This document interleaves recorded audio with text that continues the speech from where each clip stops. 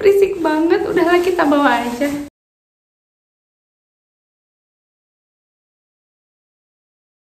Halo Mama, Assalamualaikum. Bertemu lagi dengan aku Merina. Di video kali ini aku mau sharing tentang perkembangan anak pertamaku, Kanaka, yang waktu itu lahirnya cuma 1,8 kilo aja. Nah sekarang anaknya udah usia 2 tahun 2 bulan. Gimana nih target pertumbuhan sama perkembangannya, udah tercapai belum? Dan kiat-kiat apa aja yang aku lakuin buat mengoptimalkan tumbuh kembang anakku yang lahirnya kecil banget itu. Tapi sebelum video ini aku lanjut, aku mau ajak Mama buat like, komen, dan subscribe YouTube channel aku supaya aku makin semangat buat video seputar info kesehatan ibu dan anak. Jadi Mama udah pada tahu kan ya, yang udah pada nonton video sebelumnya, Kanaka ini lahir dengan berat 1,8 kilo aja dan panjang itu 44 cm. Artinya Kanaka lahir dalam keadaan stunting. Sebagai ibu, aku pasti khawatir lah sama tumbuh kembang Kanaka ke depannya, apalagi yang namanya stunting itu bisa mempengaruhi perkembangan otaknya. Waktu Naka baru lahir malah aku sendiri nih sampai ngalamin yang namanya baby blues, karena bukan karena aku takut nggak bisa ngerawat bayinya, justru malah aku takut kedepannya itu Kanaka tumbuh kembangnya terlambat atau bermasalah dan aku nggak bisa nerima. Karena secara teori memang bayi yang lahirnya itu berat lahirnya rendah, biasanya sebagian besar secara teori itu pertumbuhan sama perkembangannya itu mengalami keterlambatan. Tapi ya mau gimana lagi, semuanya harus dijalanin dan aku harus berusaha buat ngoptimalin tumbuh kembang anakku supaya gak terlambat. Nah yang pertama dari segi pertumbuhan, ini dia kurvanya. Nah, dari segi pertumbuhan sebenarnya berat badan Kanaka dari usia 4 bulan itu udah keluar dari garis merah, yang artinya Kanaka udah dikategorikan sebagai anak yang berat badannya itu normal sesuai dengan usianya. Jadi kategorinya udah nggak masuk underweight atau severely underweight seperti sebelum-sebelumnya pas dia lahir. Tapi kan nggak mungkin ya kita nyaman di garis di atas merah doang, pasti kita juga pengen anak kita adanya di garis hijau supaya kalau misalnya nanti suatu saat dia sakit terus badannya turun, itu turunnya itu nggak sampai ke bawah garis merah gitu, jadi masih dalam batas aman. Dan alhamdulillah di usia 17 bulan dia udah bisa mencapai titik di garis hijau. Nah artinya aku udah bisa sedikit bernafas lega lah, yang sebelum-sebelumnya sama berat badan Naka tuh aku tuh kayak kejar-kejaran banget gitu buat naik ke garis hijau. Bahkan pas usia 2 tahun dia udah bisa melewati garis hijau. Wow, apa Naka berat badannya nggak pernah stuck, selalu naik-naik aja? Oh ya tentu pernah dong bun. Nah di usia 6 bulan itu dia bener-bener stuck, berat badannya nggak naik sama sekali. Nah akhirnya aku nggak mau nunggu berbulan-bulan lagi. Saat itu bulan itu berat badannya stuck, nggak naik sama sekali, aku langsung konsul sama dokter spesialis anak karena aku yakin kalau bayi nggak naik berat badannya sama sekali itu pasti ada masalah dalam tubuhnya. Nah akhirnya aku konsul sama dokter. Setelah konsul, yang pertama aku disuruh screening untuk ISK atau infeksi saluran kencing. Nah ini buat lihat apakah ada infeksi terselubung di dalam saluran kencing Naka. Nah setelah keluar hasilnya ternyata negatif, alhamdulillah. Tapi dengan negatif ini aku makin gak tenang, berarti ada penyebab lain yang harus tetap kita cari tahu. Setelah itu dokternya ngecek darah lengkap Naka. Nah di situ kelihatan HB-nya tuh rendah, cuma 7,8. Sedangkan normalnya itu untuk anak 10-12. Nah karena HB-nya rendah, akhirnya dokternya merujuk untuk pemeriksaan lebih lanjut, yaitu pemeriksaan untuk mendiagnosa apakah Naka ini anemianya karena defisiensi zat besi atau enggak. Nah di situ serum ironnya ternyata bagus, semuanya normal. Jadi Naka nggak didiagnosa anemia karena defisiensi zat besi. Nah karena HB-nya ini lumayan rendah kategorinya, jadi dokternya juga penasaran kenapa ini anak bisa rendah banget, apakah ada penyebab lain. akhirnya setelah screening defisiensi besi, Naka juga di screening thalassemia karena di keluarga kebetulan saya ada keturunan priangan. Ayah saya orang Tasik, jadi kata dokternya biasanya sih keturunan priangan itu membawa-bawa thalassemia minor. Thalassemia minor itu kan nggak kelihatan, nah takutnya si thalassemia itu malah turun ke anak gitu. Jadi Naka juga di screening thalassemia. Nah untuk hasil thalassemia juga alhamdulillah Naka negatif, jadi memang Naka nggak thalassemia. Nah, di sini kenapa HB Naka rendah banget? Yang pertama karena Naka itu lahir dengan berat di bawah 2,5 kilo. Berat badan lahir rendah. Yang artinya kalau aku baca-baca sih ya dari IDAI dan aku tanya-tanya dokter, katanya untuk bayi BBLR itu sangat rentan kekurangan zat besi. Jadi sangat rentan anemia. Makanya kalau dari IDAI itu merekomendasikan harusnya si anak itu dikasih vitamin tambah darah dari usia dia 2 bulan dengan atau tanpa ada gejala anemia gitu, karena dia lebih rentan. Karena si bayi kecil tuh istilahnya dia tuh buat ngejar berat badan tuh butuh banyak gizi, tenaga, kalori dan lain-lain yang akhirnya si zat besinya itu kejar-kejaran. Beda sama bayi yang lahirnya itu normal, dia tugas untuk naikin berat badannya itu kan wajar gitu, nggak kayak bayi kecil yang benar-benar harus signifikan gitu. Jadi ya itulah kenapa bayi-bayi kecil itu lebih rentan anemia. Jadi disitulah titik awal mulai ketahuan kenapa Naka bisa seret berat badannya dalam sebulan. Itu karena HB-nya sangat rendah. Ketika bayi HB-nya sangat rendah, itu nafsu makan pasti menurun drastis. Bayinya juga pasti lemah, lesu, lunglai. Belum lagi berat badan pasti itu seret banget, susah banget buat naiknya. Itu udah pasti sih kalau HB-nya rendah. Nah berarti aku di satu sisi ya lega karena penyebabnya ketahuan, tapi di sisi lain juga tugas aku lebih banyak, berarti buat lebih banyak kasih Naka zat besi supaya cepet naik HB-nya. Jadi mama, pelajaran yang bisa diambil, jangan pernah berkelak dengan kenaikan berat badan bayi yang seret. Berkelak dengan alasan gak apa-apa lah, gak naik, udah 2 bulan atau 3 bulan, toh bayinya juga aktif kok, sehat, lincah, udah pinter ngomong, udah pinter jalan. Atau gak apa-apa lah bayinya di bawah garis merah, beratnya kecil-kecil cabai rawit, yang penting dia aktif, sehat, lincah, ngomongnya udah lancar, udah bisa bercerita, udah bisa lari-lari. Pokoknya jangan berkelak dengan kata-kata yang seperti itu. Karena berat badan, aktif, sehat itu 3 hal yang berbeda menurut aku gitu. Sehat ya harus dimiliki dengan anak, cegah jangan sampai ada infeksi. Berat badan ya tetap harus naik, gak ada hubungannya. Terus juga aktif ya memang anak mah harus aktif, kalau nggak aktif ya berarti ada masalah lain gitu. Jadi berat badan, tinggi badan, lingkar kepala itu jangan pernah mengelak, pokoknya harus naik sesuai dengan kurvanya. Kalau misalnya itu seret, stuck, nah itu mama harus segera konsul dokter, jangan pernah ditunda-tunda lagi, pokoknya jangan denial atau menolak. Intinya lebih cepat kedeteksi lebih baik. Nah sekarang dari segi tinggi badan nih, dari segi tinggi badan Naka udah keluar dari garis merah di usia 4 bulan. Nah tapi untuk kejar ke garis hijaunya itu dia baru menginjak di usia 2 tahun. Memang lumayan panjang ya waktunya kalau tinggi badan, karena itu urusannya sama genetik dan gizi, jadi memang agak susah. Tapi nggak apa-apa lah, yang penting naik ke puncak gunung. Apa aja kiat-kiat yang aku lakuin untuk mengoptimalkan pertumbuhan Naka ini? Yang pertama, pada usia 0-6 bulan aku kasih full ASI. Kenapa aku kekeh buat full ASI, nggak kasih susu formula atau MPASI dini? Karena aku pikir ASI itu benar-benar antibodinya sangat bagus. Sedangkan bayi kecil itu sangat butuh antibodi yang kuat, karena dia lebih lemah terhadap bakteri dan virus, dia lebih rentan terhadap bakteri dan virus.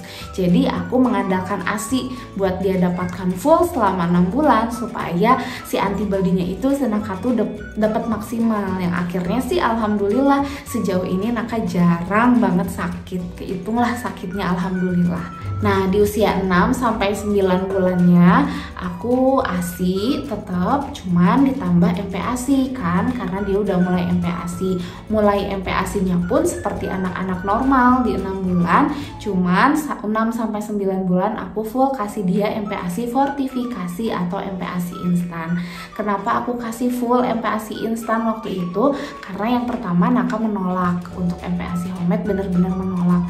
Kok nggak diterapin aturan makan, kok nggak diterapin ini, kok nggak dibiarin bayinya lapar biar mau nerima. Ya udah gampang ngomong mah, kenyataannya mah sangat sulit karena aku nggak mau menciptakan si anak itu trauma makan. Jadi waktu itu usia 6 sampai 9 bulan aku full kasih fortifikasi yang dia suka, yang dia mau. Berhubung juga dia zat besinya itu kurang, HB-nya rendah, jadi aku fokus pada fortifikasi yang zat besinya itu udah benar-benar di set segitu. Jadi benar-benar si takaran yang masuk ke tubuh Naka tuh sesuai dengan yang aku harapkan. Karena kalau homemade kan belum tentu gitu. Jadi biasanya untuk homemade kan ada beberapa bahan yang hilang saat diolah gitu ya. Kalau misalnya ibu-ibu berbeda pendapat nggak masalah, tapi kalau aku sendiri memilih untuk full fortifikasi usia 6 sampai 9 bulan setelah aku konsul dengan beberapa dokter. Karena di usia 6 sampai 9 bulan ini aku benar-benar fokus buat memenuhi zat besi Naka dan juga ngejar ketinggalan berat badannya gitu. Karena kalau misalnya saya paksain kasih MPASI homemade, terus dianya nggak mau, dianya trauma makan, terus kalau udah trauma makan dianya berat badannya makin turun, kan bahaya, dia balik lagi ke stunting, kedepannya berbahaya buat perkembangan otaknya. Terus yang ketiga di usia 10 sampai 12 bulan aku mulai kasih Naka makanan keluarga. Loh kok cepet banget, 10 bulan udah dikasih makanan keluarga? Ya gimana lagi, Naka nggak mau banget yang namanya MPASI homemade, bubur, pokoknya apapun yang teksturnya bubur itu dia udah nggak mau di usia 10 bulan, maupun homemade ataupun fortifikasi. Jadi aku kasih makanan keluarga. Memang sih dalam sekali makan itu yang masuknya cuma sedikit, kayak nasi sama ayam sama bayam itu kan dibiak-biak dulu baru dikasih. Nah itu pasti paling dapatnya cuma kayak 3 suap 5 suap. Tapi di usia segitu aku kasihnya jadinya lebih sering, nggak dijadwal, sedikit-sedikit tapi sering. Bisa jadi setiap 2 jam aku kasih makan, bisa jadi setiap jam, ya pokoknya tergantung dia lagi main aku suapin, dia lagi anteng aku suapin gitu. Jadi kayak dia istirahat makan tuh cuman pas tidur aja gitu. Intinya pas usia segitu memang usia Naka paling parah GTM-nya, aku pun paling stres. Tapi udahlah, sekarang aku konsul dokter pun katanya nggak apa-apa, apapun yang masuk, yang penting berat badannya bisa naik gitu. Karena kan dia kan belum sampai garis hijau berat badannya.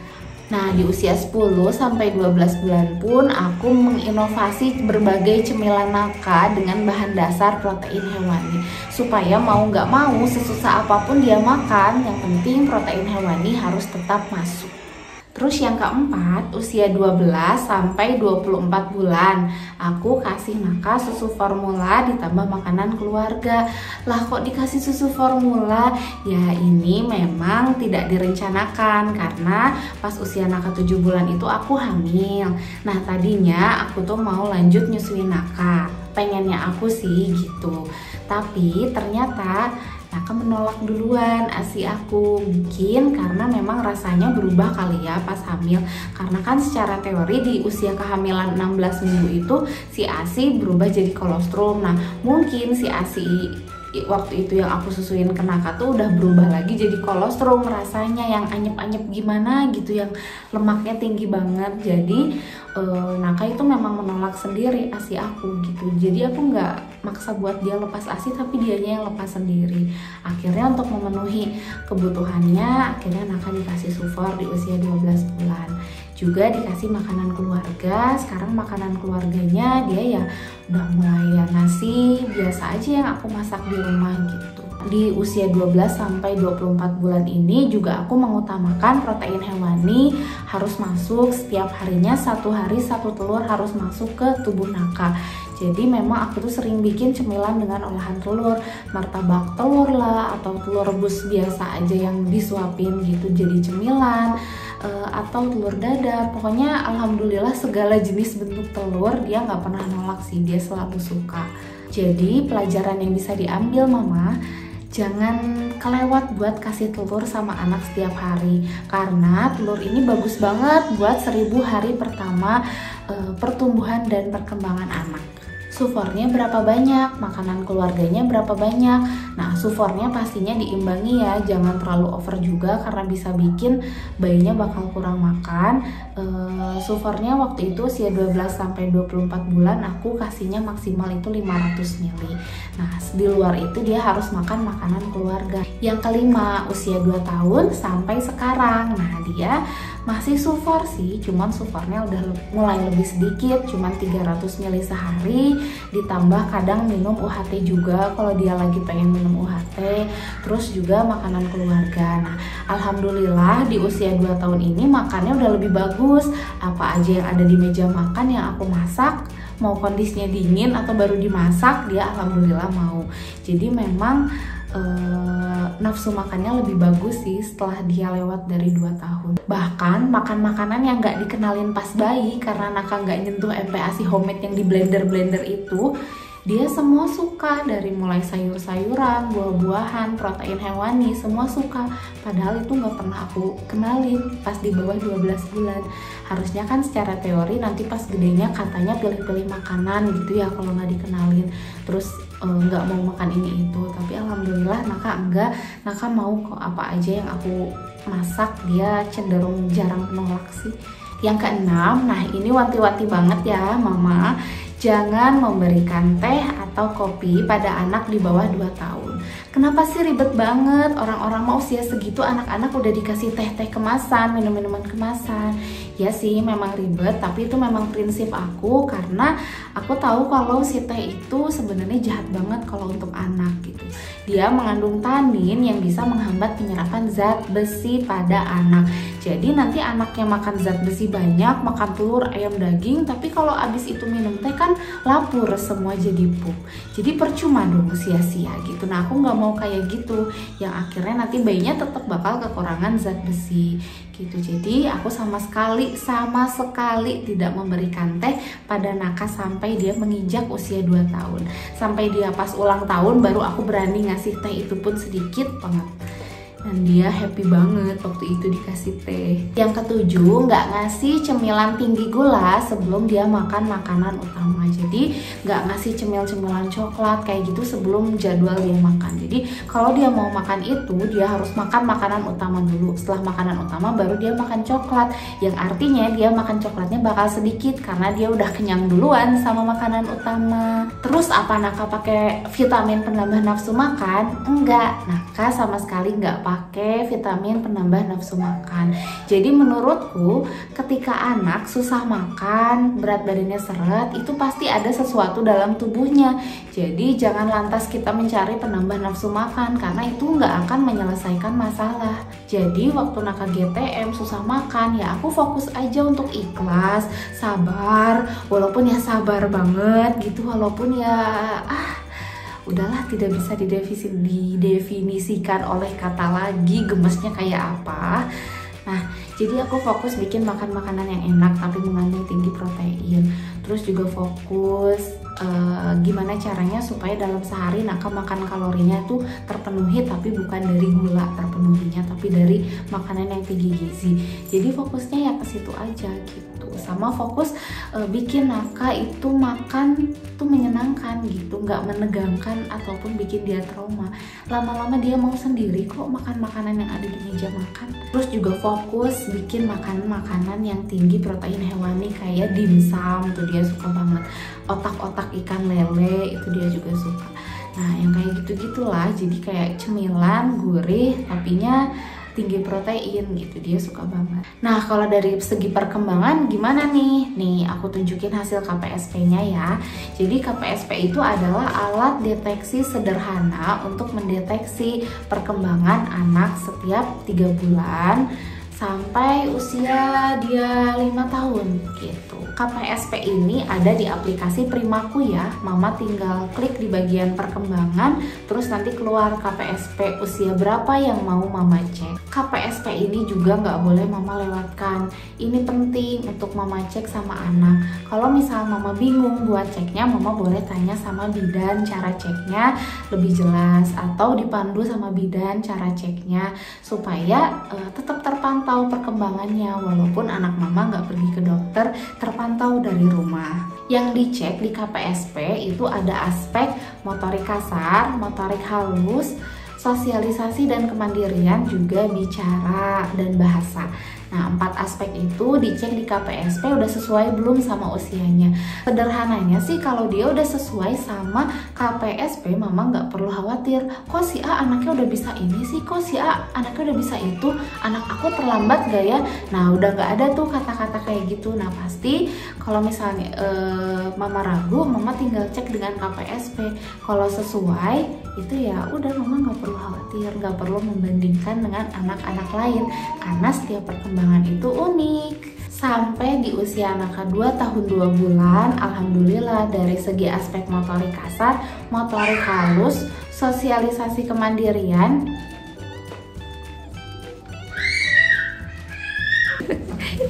berisik banget, udahlah kita bawa aja. Aduh. Nah, sampai di usia anak sekarang ini dari segi aspek motorik kasar, motorik halus, bicara dan sosialisasi, kemandirian, alhamdulillah Naka sesuai dengan perkembangannya. Nah, tapi di aspek bicara dan bahasa ini memang Naka sedikit kejar-kejaran sama waktu gitu, walaupun tetap sesuai usia tapi kayak mepet banget gitu di usia 2 tahun pas baru bisa menggabungkan 2 kata gitu. Jadi memang stimulasinya lumayan harus kenceng ya bun ya. Nah, stimulasi apa aja yang aku lakuin buat Naka? Yang pertama adalah sensory play. Sensory play itu adalah permainan di mana dia melibatkan satu indera atau berbagai indera. Jadi kayak contohnya kayak main pasir ya. Naka suka main pasir? Suka main pasir nggak? Suka main pasir, suka main beras-berasan, suka main air, suka main tanah, suka main apa lagi nak? Suka main water beach. Nah, itu sensory play yang sering aku kasih untuk Naka.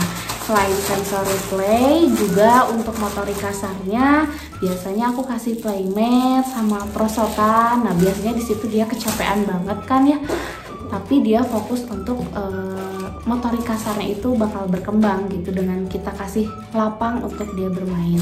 Juga di lingkungan rumah kalau bisa hindari barang-barang yang pecah belah atau tajam. Jadi biar anak nggak terbentur, biar anak punya lapang yang luas untuk dia mengeksplor motorik kasarnya. Nah, dalam sehari biasanya aku kasih kesempatan Naka untuk main sensory play kayak pasir, beras, water beach yang acak-acakan kayak gitu, yang biasanya dalam sehari 2 kali atau 3 kali dengan durasi 1 jam. Nah, di situ aku biasanya kasih, misalnya kita mau main pasir-pasiran nih, kita kasih pasir, terus mangkok-mangkokan kecil sama cetakannya. Nah, di situ udah aja biarin Naka main, aku cuman mantau aja, jangan sampai pasirnya dimakan gitu.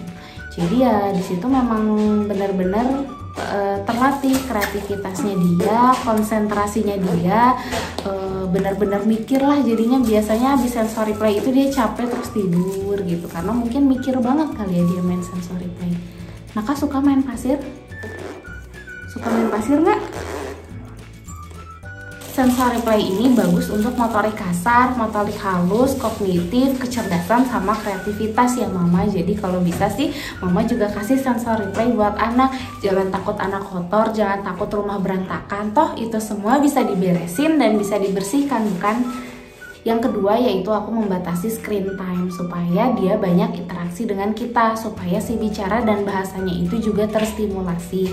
Nah, screen time ini waktu Naka usia di bawah 18 bulan aku sebenarnya sih pengen emang nggak ngasih sama sekali, tapi kayak nggak mungkin gitu karena setiap dia ke rumah neneknya atau ke rumah kakak sepupunya pasti dia nonton, dikasih tontonan gitu. Akhirnya kan aku nggak akan bisa konsisten buat nggak ngasih screen time. Akhirnya ya aku masih ngasih screen time tapi benar-benar dibatasin, yaitu cuman 30 menit itu paling lama. Syukur-syukur kalau seharian dia bisa nggak screen time. Sering juga sih seharian dia nggak screen time sama sekali. Dan screen time yang aku perbolehkan untuk dia cuma smart Hafiz sama TV. Jadi aku nggak membolehkan gadget sama sekali. Nah setelah usia 2 tahun baru durasi screen time-nya itu ditambah. Tapi itu pun gadget dia tetap tidak.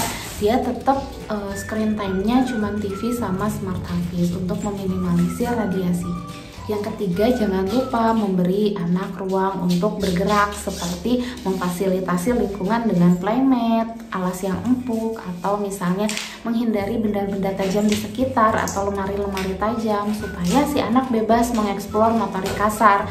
Dia bebas lari-lari, lompat-lompat, salto-salto. Ya kalau anak cowok mah di rumah tanpa takut terbentur, tanpa harus kita cegah gitu. Jadi misalnya kalau misalnya dia lagi lari-lari, awas kena lemari, kan kalau nggak ada lemari kita nggak perlu ngelarang gitu, biarin aja dia eksplor motorik kasarnya dengan puas. Yang keempat, membacakan cerita, surat pendek, atau bercerita sama mereka sebelum dia tidur. Nah itu memang jadi momen yang udah aku rutinin dari dia usia 3 bulan sih. Jadi sebelum tidur aku sama suami selalu di kasur, dua-duanya simpan HP, terus kita bercerita sama Naka atau kita baca-baca surat pendek supaya Naka nggak minim interaksi sama kita, supaya bicara dan bahasanya juga terstimulasi dengan baik. Walaupun semenjak lahirnya adik kedua bayi itu memang aku ngerasa sih aku kurang stimulasi Naka gitu dalam soal bicara dan bahasa. Jadi dia memang kayak lebih seringnya fokus sama permainan dia sendiri, jarang ngobrol gitu, yang akhirnya memang bicaranya itu memang yang aku bilang kejar-kejaran sama waktunya. Dan yang terakhir, jangan lupa mengajak anak bermain keluar buat dia mengenal lingkungan di sekitarnya, sosialisasi dengan sekitarnya. Walaupun di masa corona ini memang aku juga sangat membatasi dia untuk bersosialisasi. Jadi dia paling sosialisasinya sama teman-teman tetangga sebelah atau sama saudaranya. Juga lebih seringnya sih mainnya kita itu kalau keluar itu mengenal-kenal tumbuhan gitu, melihat-lihat binatang gitu. Terus kita ngobrol, ini namanya binatang apa, dia itu kakinya berapa, kayak gitu-gitulah. Jadi lebih banyaknya interaksinya dengan makhluk hidup selain manusia, yaitu hewan dan tumbuhan. Nah itu tadi kiat-kiat yang aku lakuin untuk mengoptimalkan tumbuh kembang Naka. Nah di sini aku nggak ada niat untuk pamer atau ria tentang berat badan anak ya mama, tapi di sini aku murni memang ingin sharing sama mama, buat mama yang punya anak dengan berat lahir rendah kayak aku. Mama nggak perlu putus asa, mama nggak perlu berkecil harapan, karena bayi-bayi kecil juga punya harapan yang sangat besar kok. Mereka bisa tumbuh kembang secara optimal dengan stimulasi yang baik dari kita, dengan kasih sayang yang penuh dari kita gitu. Jangan lupa untuk tidak membanding-bandingkan satu anak dengan satu lain, karena itu bisa sangat berdampak besar pada perkembangan anak selanjutnya gitu. Jadi terimalah anak kita apa adanya, karena anak kita unik, anak kita berbeda dengan anak lainnya. Nah makasih ya mama udah nonton videoku, semoga bermanfaat. Terima kasih. Wassalamualaikum warahmatullahi wabarakatuh. Bye bye.